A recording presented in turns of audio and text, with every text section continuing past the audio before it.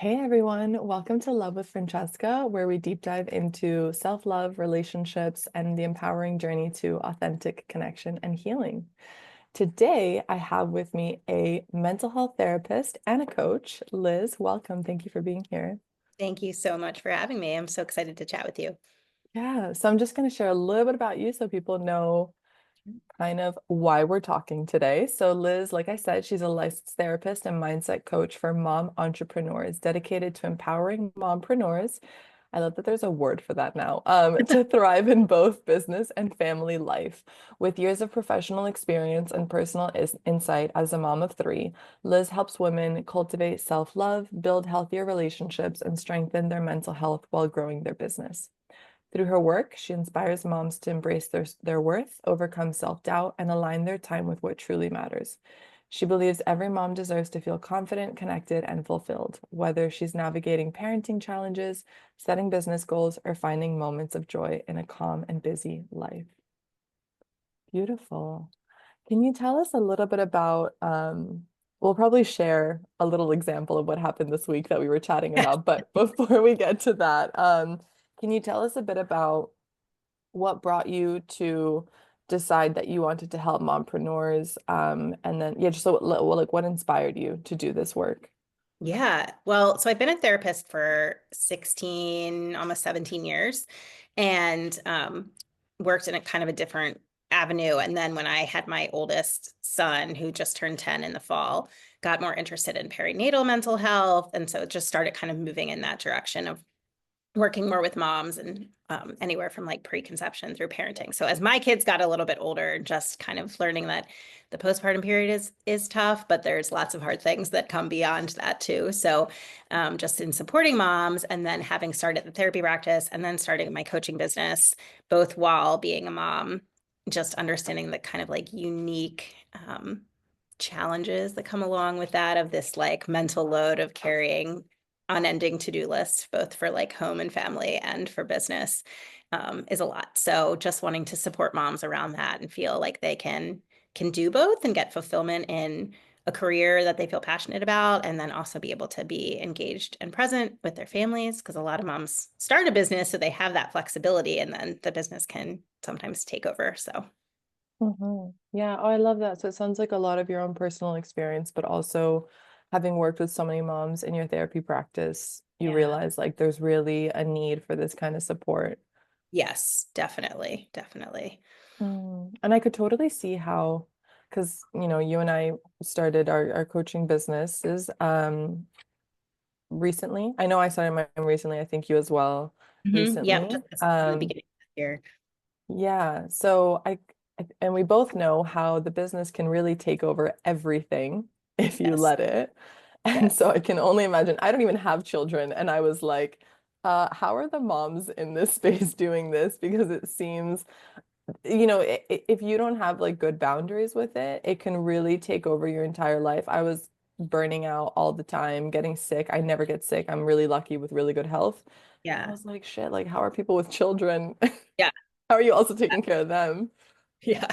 Well, luckily my immune system's gotten really good over the last 10 years having kids. So even when they get sick, I don't frequently get sick. But yeah, you can definitely tell like the stress it puts on your body and stuff. So um kind of navigating that process of building a business while trying to be engaged with my kids, and then figuring out what works and what doesn't work, and how to kind of maintain my own identity and my own routines and things that to help manage my own level of stress Of is course, yeah. it's been a process. So Yeah, and you already kind of shared upon some of the challenges that mompreneurs face.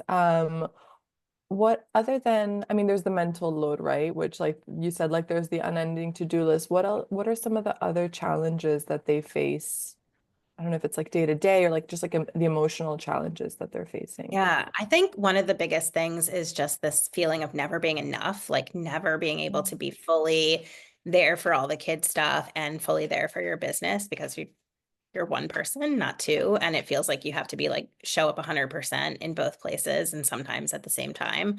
And plus, there's so many external messages for women and moms in particular of like doing enough, like being enough, doing all these things. that just aren't realistic. And so we get these messages that we're supposed to be showing, packing the perfect lunches and showing up to all the school events, but also running this seamless business that's making money and doing all these things. And it's just not realistic sometimes to be like that. And so I think women get really hard on themselves about not meeting those expectations and then can start this whole like guilt and shame cycle. And I think there's a lot of guilt around like if you're missing something, making choices, um, all of the Yeah. things that like come up that you're trying to like do all at the same Yeah. time. Yeah, that makes a lot of sense. You also talked about two of the roles, and I'm listening to it and I'm like, wait, but there's a main role there, right? Because there's the mom and then there's the entrepreneur, but there's also the self. So I'm like, okay, Mhm. so while she's running the seamless business and managing the children and the home, how is she also like showered and presentable and like Yes, ready to true. go, Like it's like, Yes. but I think it's even in the way that we're talking about it, it's like there's so much that's happening for her that she has to obviously take care of externally, that it's like, where's the time for the internal self part? Yeah. Yeah. I think that's a good point because and I also think that women who tend to be like highly ambitious, who are starting businesses and things, have a lot of expectations for themselves and a lot of perfectionistic tendencies. And so they're working to kind of like do all these things and do them perfectly. But you really have to like slow down. And one of the things I always have clients do at the beginning is take some kind of online self assessment, like an Enneagram test or something, just to start getting a little bit more insight into who they are and what they need and why that might look differently from other people because the things that give me energy are not the same as like what might give my best friend energy who's also is maybe in a similar position but we're not the same and our families aren't the same and our kids needs are different, so kind of starting to understand those dynamics and what we need can help us give a little bit of self-compassion and understanding and kind of how to balance our time. That makes a lot of sense because I'm thinking too, like, if you're feeling like not enough and you're managing so much on your plate, but there's a lot of other women out there that are managing as much or more on their plate. And so you could easily start like comparing yourself to all those women or Yeah. comparing yourself to the women that aren't managing as much. And so they are showing up at the PTA meetings looking like perfect and they have like the most like perfect, like baked goods, whatever for their kids, or Yeah. like the kids' school project is perfect and everything is perfect. And you're like, oh my God, I'm truly failing at Yeah. this. Yeah. Whereas like that initial work of just developing a little bit of introspection of like what Mm, does give you energy, what is draining you, because we both know like I know there's times in my business where there's activities that drain the hell out of me and then there's activities that give me energy for the next like 2 days. yeah. And I need Yeah. to know what that is so that I can tune into that more. Right. Yeah, for sure. And I think we also just forget when we're comparing like people's circumstances are different. Like the mom who's Right. showing up looking perfectly to the PTA meeting might have a grandparent who lives next door and the kids were over there for 3 hours after school while she did all this other stuff. Or, they have the income where they can outsource a lot of things. And Right. our circumstances look different, or their house might be a complete disaster, but they show up out to public places looking totally put together. Like, That's so true. and Yeah. again, that's like part of knowing like for me, that kind of mess and like not being tidy is very stressful to me and like feels very overwhelming and kind of gets like my sensory system like in overload, and with like three kids and a dog and all the things, all the noise in the house, like I need things to be like relatively neat, but some people don't need that. And so again, like getting to know yourself and what is helpful in kind of managing your own environment and your own space and your own um like just your body and kind of feeling like how does our body respond to stress, what do we start to notice when we're feeling overwhelmed or overstimulated, because I think that's a big thing for moms in general, is just being like sensory overload all the time Yeah. because Yeah. somebody is like talking to you or touching you or whatever. Um, so kind of just again, like that understanding of yourself and what your needs are and what things kind of set you off so that you can start to work backwards and support those things in a better way. Oh, that makes a lot of sense. What are some other initial strategies that you have that you walk your clients through to, start creating some of that introspection, whether it's like looking at their values or looking at how they manage their time. Like, can you walk us through that a little bit? Yeah, the values is a great one because I will have clients do a values exercise where I just discovered Brene Brown actually has an exercise like this that you can download, but I had been using just like a generic list before of all these values, and they're all good things, right? And like nobody's going to say that any of them are bad, but if you have to pick like your top five. So I usually make people pick their top five, 5 to 10, because five's really hard to narrow It is down. And hard, yeah. then look at kind of how am I using my time? Like literally, let's look at your calendar and match up. Is your time aligning with what those things are? If you value family, then where in here are you scheduling family time or blocking out time for family? And then helping people to make goals and like realistic goals. And I take people through like the SMART goal process to make them like specific, measurable, the acronym so that you can see exactly like how you're going to do this and when are you going to check in to see whether it's working or not, to be able to adjust how you spend your time to fit those values. Mhm. So I'm listening to you and I'm like, that sounds really beautiful. I also know that for myself, if I am feeling like I'm like drowning in my to-do list, when someone tells me like, Francesca, like, now I'm more organized like this and I've done kind of the work that you're talking about. But at the time, I know like if someone's like, Francesca, you need to like intentionally like match like your calendar with your values, I'm like, like Yeah, what? yeah, There's no better way to define that. I'm just like, yeah, excuse me, what are you talking about? I have a bajillion things to do. So like what yeah. are some of the challenges when you're walking through even those initial steps? What do Is that easy for people? I feel like it probably isn't. Maybe, It's I don't know. definitely like a process. And I think it's helpful to Yeah. do it like with somebody, with a coach or someone who's like walking you through and able to see it Yeah. from an outside perspective too. Because some of the other things that like happen with how we spend our time, like I have a coaching client right now who kept saying she didn't feel like she was spending enough time with her kids. And the more I got to know her, like then she told me she has 3 young kids, younger than mine, and runs a business. And she was like, we sit at the dinner table as a family for like 45 minutes every night. And I'm like, you're spending, that's huge. Like most families don't sit together for dinner, much less for 45 minutes with little kids. Like that's a long time. And Yeah. she was like, oh, you're right. I am spending a lot of time with them. So sometimes it's just Mm, that reframing of like, how are you actually spending your time? And and kind of adjusting our expectations for what that looks like.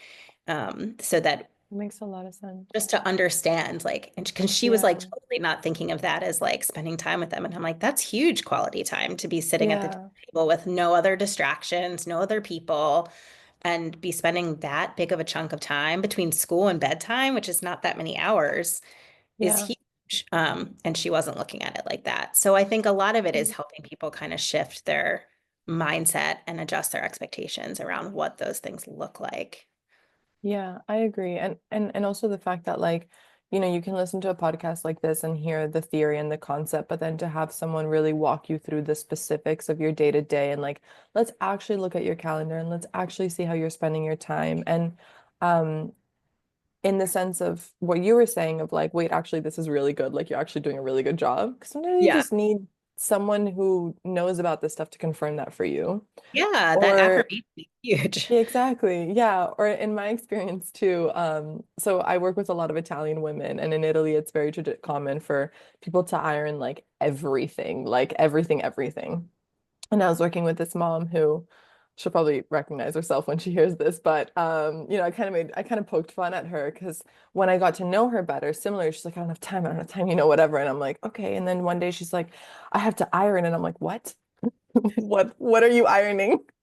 And she was like, well, like my clothes, my husband's clothes, like my daughter's clothes. And I was like, your daughter's a year old. You are not allowed to iron My unless goodness. it's like a really cute little dress or something. I was like, listen, I never tell you what to do, but you are not allowed to iron her clothes anymore. Yeah. And like yours, if they don't have to be ironed, they're not ironed. Because like Italians also iron like bed sheets, towels, socks, like they iron everything. Oh my And I was like, gosh. no, sweetie, these are the things that you are no longer have time for because Oh, you so have other bigger yeah. priorities and things Right. that are gonna are they're gonna take away from the things that you do want to dedicate your time to. Yes, for sure. And I think that's really hard for women when they first become parents because, and a lot Mm, very high achieving, competent women. And then they're like, oh my Yeah. gosh, I can't do these like basic household tasks. Yeah. Although, I mean, my kids only know what an iron is because they like to do those craft iron beads where you like melt the little plastic beads together. Like they Yeah. literally, than that, they have no idea what an iron is used for. So Yeah. opposite end of that spectrum. But I think that that's a really hard transition becoming a mom. hmm Just like, oh my gosh, I can't do all of these. Like, even in the very early stages of not being able to like feel like you can shower every day sometimes in Yeah. the beginning and Yeah. like, oh my gosh, like how? Yeah. And I guess it's a lot of just like learning to be okay with that or to like manage your expectations. Some of the things that I know I've done with moms, especially with moms, because you're right, there is such like an ideal and a standard for how they're supposed to be. Yeah, And in our modern society, when you have children and you don't have this like village around you to support you, it's very challenging to do that. So some of yeah, the things that I've done with them is like, let's sit down and let's get to know your like deep unconscious beliefs of how is an yeah. ideal mom supposed to be? And then how are you? And then let's work through that a little bit.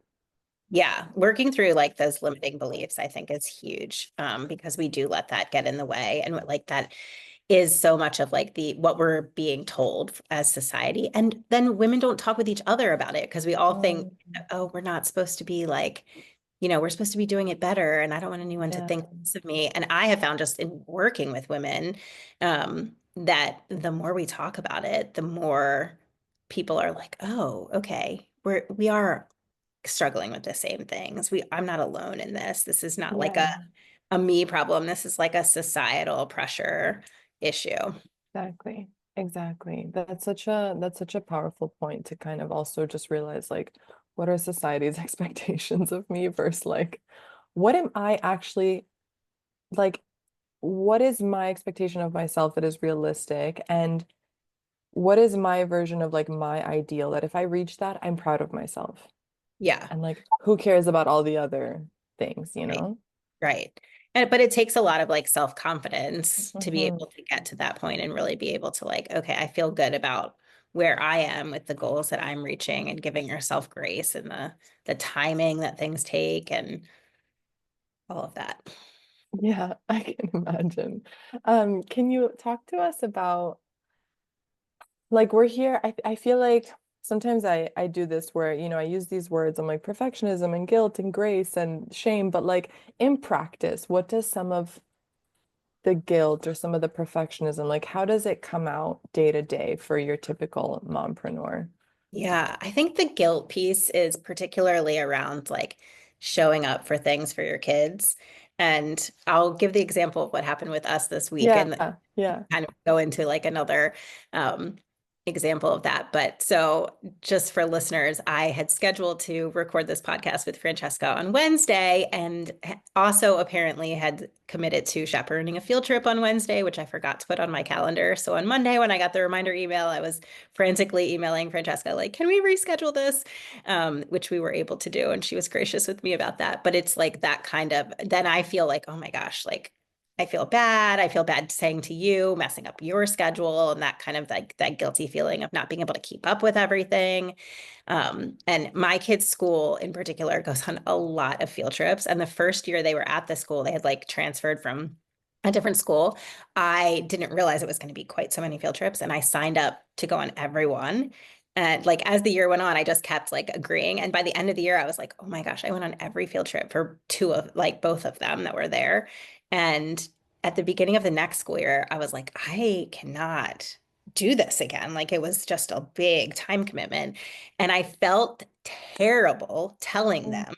And my daughter actually even like I don't know if she faked it or whatever, but she was like sick on the first field trip because I wasn't going. And they like sent her home sick before the field trip, before they left. And I was like, are you just not going because I'm not going? And then I just felt so guilty because I had kind of like set this expectation for them that I was going to be able to do that. And some of that was like my own fault. And, and then I wasn't able to keep up with it. So we have like transitioned out of that. And I've kind of figured out like which things I like to commit to doing at their school and which things I don't. But just that, they were like very upset, like, but you always go on all the field trips. And so that is just like heartbreaking as a mom to feel like my kid wants to spend time with me and I'm saying no. Um, Mhm. and so being able to recognize and set those boundaries around like our own time and space. And for me, my older two are 8 and 10. And so they're old enough to have conversations around that kind of thing. And so I do talk to them, and I did talk with them about that. Even we started carpooling last year with somebody in the neighborhood, and we hadn't carpooled. I like my husband and I had been driving them to and from school, and they like almost lost it the first day. They're like, but you always drive us to school. And it feels Mm, like terrible, but so I kept talking to them about it of like my time, and I can't always like do all of the things. And if I do all of those things, then I don't have time to do some of the other things that they want to do with me. Like if they ask me to like go play outside or read a book or something. And so just mhm, helping them to understand that has been really helpful in kind of decreasing some of the guilt, and just that like we're all part of this family. We all like, have limits on our time and things that we have to do and responsibilities. And I love mm, doing things with you, but I can't do all of them. So I think that mm, guilt piece for that kind of stuff, if you miss, an event at school or something where it's like, oh my gosh, my kid was the only kid that didn't have a mom there at this, school party or whatever, that can be really hard. But just talking to your kids about it and finding ways that to show up for them that feel aligned for you and for them is important mhm. to be able to identify that. Mm. Thank you so much for sharing that example. I feel like it just goes to show the intricate complexities of what we're talking about.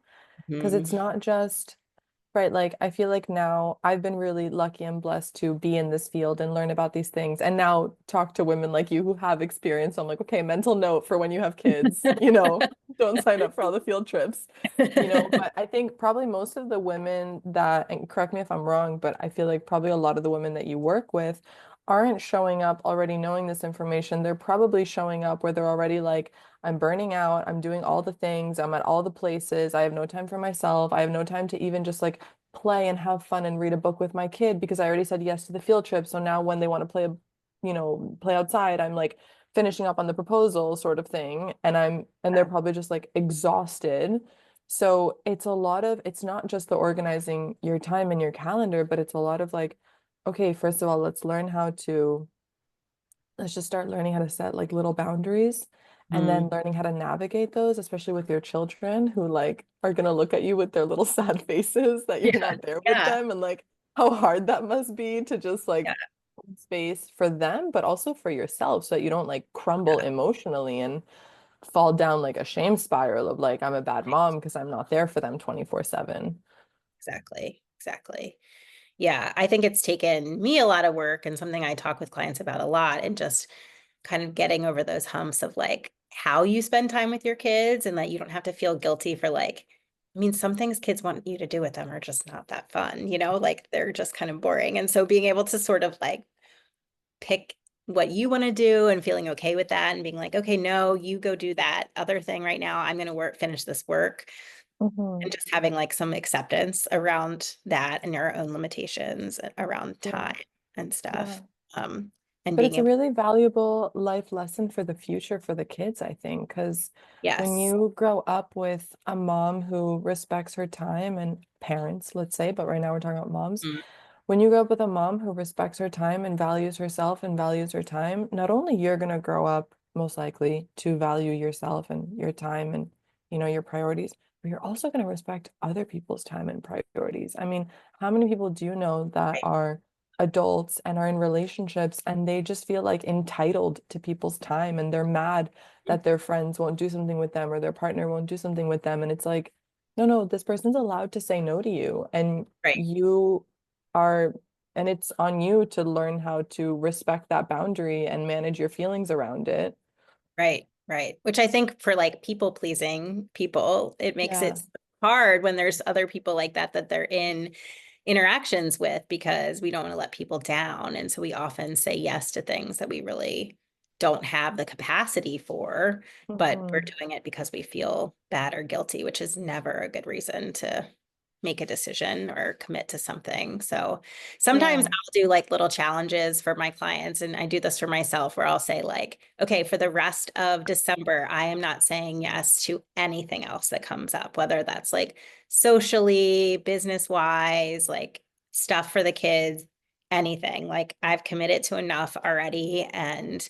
Um, and then being able to also kind of look at those three areas, like what am I prioritizing like some time for myself, some time for my kid, my family, and some time for my business, because those are kind of three separate areas, like you pointed out. But and doing that, Yeah. like, okay, maybe for right now, I can't do any more commitments, but in January, I can reassess. Like, this doesn't have to be a Sure. boundary, doesn't have to be for forever. And I think that's where people get kind of scared about boundaries, is setting like A, that it's like really concrete, B, that we have to verbalize it to people, which you don't always, and No. C, that like it's going to be for forever. And that's just not the case. And so you can set a boundary and just for yourself to protect your own energy and time and know that you Yeah. can come back and shift that later if you need to or want to.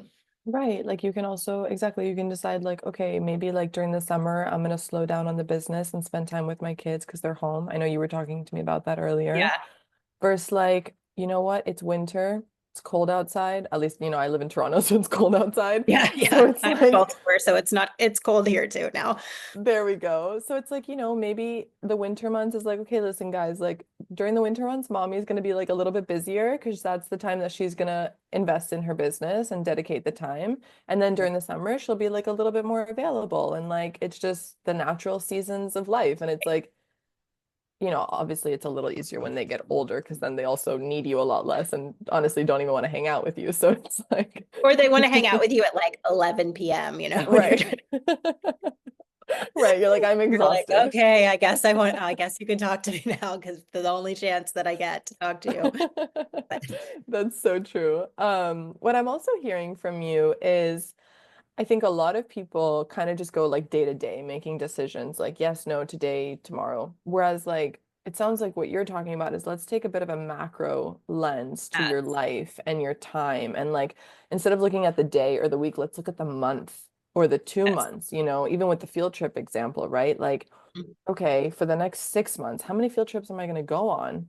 And Yeah. because that's Yeah. when you really get a good view of how much time am I actually dedicating and spending on this one activity. Yes, for sure. I think that's like particularly helpful for like young, busy families with looking at weekends, like in a month, like how many weekends in a month are like jam-packed with activities, particularly like this time of year. Like last weekend, we had one of those where it was like the Santa brunch and the piano recital and the Nutcracker and all these things.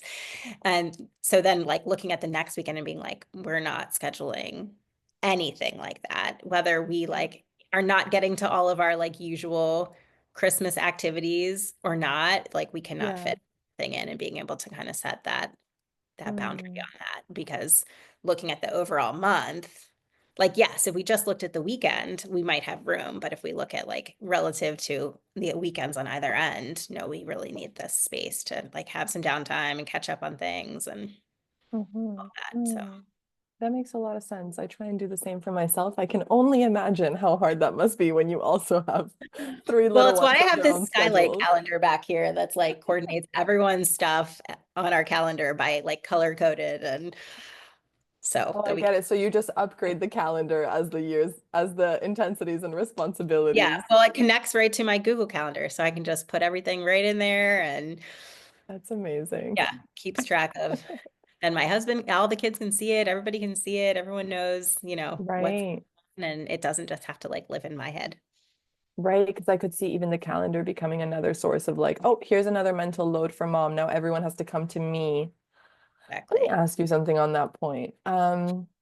Sometimes we also have like limiting beliefs where we think like in some way I'm not worthy enough. So I need to, instead of being wanted in relationships, I need to make myself be needed in relationships. And I'm curious, I could see how a mompreneur in her position, having that belief would then like create a life where she is so needed, but to the point that it gets exhausting. And it's like you've created all your systems that like all the systems that you've created now depend solely on you. and Yeah. depend on nobody else, and they have no access to the information on the system, so they always have to come to you, which can Yeah. feel good because you can feel super important every time they come to you, but also just like extremely exhausting if it Yeah. becomes too much. Is that something that you see in the work Yes. with your Yes. clients? I think even beyond just like kind of that scheduling stuff, like I was talking to a Hmm. client a couple weeks ago who was talking about how one morning she got up and she like made this like fresh banana bread for her kids and had this like really great like fresh breakfast. And we were talking about how some things she could outsource. And I was like, well, what if, this person that you're hiring to do some of these other things, like she made the banana bread ahead of time. And she was like, but then I'm not the one like doing it, and feeling like I'm the one who's like giving them the breakfast and like being the one and that feeling of being needed. And we talked a Hmm. lot about that and kind of like, well, how else could you use that time to connect with your kids in a way that feels like less draining to you? And she was like, Right. right, if they had the breakfast already made, I could like do my daughter's hair and have a conversation with her where I'm like feeling connected with her and not feel like Yeah. I'm doing this stuff that just feels like I'm doing it because like I want to be needed and I want them to like, I want to provide all these things. And it doesn't always have to be like us doing those things. There Yeah. could be other people in our kids' lives who love our kids and can help and take care of things and know things. But there's Right. definitely like an ingrained thing with kids because my husband, like I do obviously do this kind of work. And so he and I have lots of conversations about like sharing the mental load and he's Yeah. actively engaged in our home. But like literally, he does most technology stuff. He is better with it than I am. One time my son was like printing this thing on this little digital like portable camera. And he's literally standing next to my husband. He like looks beyond my husband and he's like, Mom, this isn't working. And I was like, literally, he's like, right. And my husband's like, I'm right here. And I was like, and also, dad is way better at the person to ask Yeah. for. But it's Yeah. like just like natural thing where kids are like, but mom, they like walk by the dad all the time, like come find me in the bathroom. Mom, and I'm like, do you need me right this second? Like, can you wait 5 minutes or ask somebody else? Um, so I think there's a lot of practice and like setting, we kind Yeah. of get roped into like just doing things because it's easier to Yeah. Yeah. kind of like explaining it to somebody else or teaching our kids how to do it or whatever. Yeah. Liz, And swear to God, I think I'm gonna get off this call and call my mom and be like, I'm so sorry. Like you're because you were describing that and I just had a flashback of the amount of times that my mom was like, your father also knows how to do this. Your father can also help you with this. yes, Go to your father. I already did all these yes, millions of things. Like the yes. amount of times that she said that to me. But it is, I don't know if it's biological, maybe because we were in their womb or whatever it is, but there's just a sort of like, you're my person, Hmm. and I'm gonna go to you. Yeah, yeah. It's like that safe space of just the comfort of mom knows where things are. Mom knows how to, fix Exactly. this. So Exactly. there is, it does take work to kind of bring in other people to that and help your kids. And then that does feel sometimes a little bit like, oh, but they don't need me anymore for this, Hmm. and that Yeah, is kind of, you know, that can be it's hard. yeah, it's hard. It's like this Yeah, mixed emotion of like wanting them to like of course. be more independent or learn to, utilize other people in their lives and then being sad at the same time that Yeah. kind of like all of motherhood is sort of a paradox like that. Like you're constantly like, I want time to speed up and slow down at the exact same time. I realized that with one of my best friends had a baby and every few months I'd be like, "Oh my God, your baby's 6 months old now." That and I'd be so excited, and she's like, "I'm so sad." And I was like, "Wait, what? Like, what are you sad about?" I was like, "You should be excited. Your baby's 6 months, one year." She's like, "No, but I miss her when she was 3 months and 4 months." And I was like, "Oh, wow, there's a big paradox in Yeah. like But as when they you're grow in that older, you're also 4 months, grieving." yeah. Yeah. When you're in that four Yeah. months, they're having like a sleep regression and you're never like, when can they be older and sleep through the night? It's just Of that there's course. like a meme that shows a mom that's like, I can't wait for you to go to bed. And then the mom's like staring at the kids sleeping, like, oh, I miss you.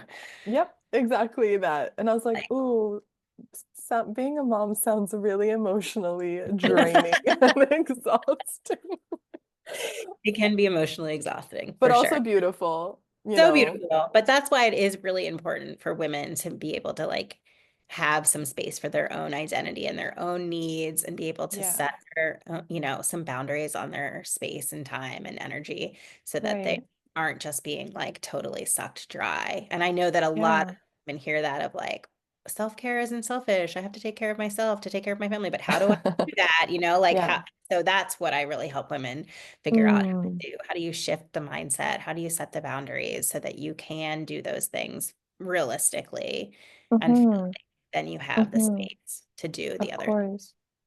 It also reminds me a lot of, the expression of like, instead of being a human doing, be a human being. Mhm. Like even with the banana bread, right? Like all the time that you spend baking the banana bread, I mean, unless you're doing it with them, because then it's an activity, together. But if you're just making it for them, by the time they come and eat the breakfast, like you're probably tired. Like you have less energy to actually be with them. And like you said, braid their hair, have a chat, play, like let's enjoy the banana bread together. Whereas like if you can outsource that, whether it's someone that already works in your home or even like the local bakery store, like, support local economy, Yeah. there's no, then you actually probably get to enjoy your time with them a little bit more. Yeah. I actually have that conversation with my kids a lot in terms of like the chores that I have them do because Mm, they grumble every week when I'm like, you have to fold your laundry and put it away. And they're like, oh, laundry. I'm like, okay, but if I was the only one doing laundry for 5 people, I would never be able to like, you know, do these other things that you want me to do, play a game with you or go right. outside and throw a ball with you or whatever, because all I would be doing was laundry all the time. So if you Yeah. guys also, if we all help, then you have that time and space with me to do the fun stuff that I would much prefer to do also. Yeah. Of course. So speaking of the fun stuff, talk to us about like whether it's like client success stories or just like what does it look like when you've like we talked a lot about like the burnout, a lot about the shame and the guilt, and it's like okay, they do the work, they learn how to align their time to their values and everything. Like what does it look like after once you've put in all that work? What is the fun That's stuff such a that you good get to question. do? Yeah, Yeah. I feel like being able to like show up and be present for the stuff that you want to do with your kids and actually like be engaged and enjoy it and not just be like thinking about what's the next thing you have to do. Mm, Because so many women, when I was like surveying women, when I was like first kind of looking into coaching in this niche, the thing I heard women say so often was like, I feel like I'm so busy coordinating my life that I can't actually live my life. And oh, so that piece of being able to like actually just like be, like you said, like be a human being and like yeah. sit in the play the board game or read the book or, just sit and like build something with your kids or sit at the counter and talk with them when they come home from school and like be Hmm. present with them and being able to have those like connection moments and to feel Hmm. those like over and over again, just those small moments. I think the build of those is like what really feels like a lot of satisfaction to a lot of moms. That's really beautiful. I think we'll end on that high note just to kind of show people like it is possible. Like Yes. obviously some work needs to go into it, but I think that's the beauty of hiring someone that either has personal experience or has, lots of experience helping other people to really like it's a bit of work, but it has such a long-term payoff. It's so worth it. And if you get the help, it's also a little bit less work because you Yeah. can have Yeah. someone kind of helping More guide efficient you. to do it that way. Right? It's a lot more efficient. I personally, I've always, I'm a big proponent on hiring support and help. I've always hired people whenever there was something that I was like, you know what? I probably could figure this out, but it would probably take me 5 years. So, and a lot of mistakes and a lot of crying and suffering. So let's just go ahead and invest in the human that knows how to help me do this. Yeah, who already went through all of that and Exactly. made all the mistakes and figured it out for you. Exactly. Thank you so much, Liz. This was super informative and just like walking us through not just like the emotional aspects, but really like in practice what it looks like. I think that's really valuable for people to self-identify with. So yeah, Yeah, thank you. thanks so much for having me. It was fun to chat with Yeah. you. Where can people find you? So most of my stuff is on Instagram. I'm just at Liz Kent Coaching, and that's where I put most of my content. It's also shared to my Facebook group, which is the Thriving Mompreneur Collective. So those are kind of the two big places that you can reach me. Amazing. Everyone, please go give her a follow and send her content to any mom in your life that maybe share this episode with a mom or mompreneur in your life that you know could really benefit from a little like, hey, it's all gonna be okay. You're doing a great job. Yes. It's hard. Yes, it is hard, but it can be good. Yeah, yeah. Well, thank you so much for being here, and thank you everyone for listening. We drop our episodes every Thursday morning, so tune in then. And if you like what you heard, feel free to, like I said, do all the things like, follow, subscribe, share this episode with a mompreneur that you know could really benefit from it. And we will see you next week.